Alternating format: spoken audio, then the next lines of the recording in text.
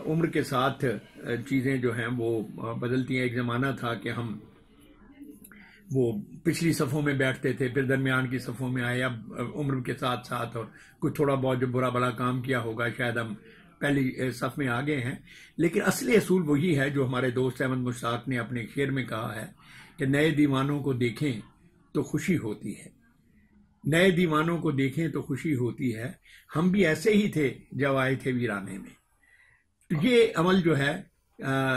دیکھنا یہی چاہیے کہ جس جگہ پہ آپ پہنچے ہیں۔ میں ہمیشہ نوجوانوں کو بھی دو ہی باتیں کہا کرتا ہوں، اور اپنے آپ کو بھی وہی باتیں ساری زندگی میں کہتا رہا ہوں کہ محنت جو ہے اور مسلسل محنت یہ ہر کامیابی کی کنجی ہے۔ اور دوسری یہ ہے کہ شہرت اگر مل جائے اور جائز طریقے سے بھی ملے، لیکن وہ جو پوڈیم ہوتا ہے، جو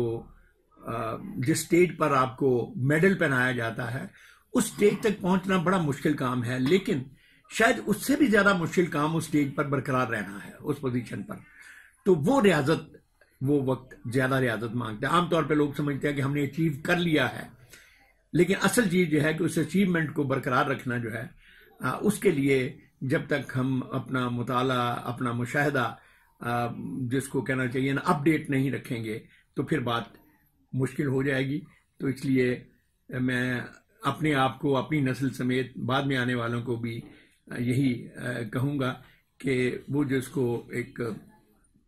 کہتے ہیں نا جی فائن ٹیوننگ، وہ ہمیشہ زندگی بھر کرتے رہنا چاہیے، چاہے آپ راگداری میں کتنے بھی پکے کیوں نہ ہو جائیں، مگر ہمیشہ یاد رکھیں کہ جس دن آپ نے ریاض چھوڑا اس دن آپ کی جگہ کوئی اور آئے۔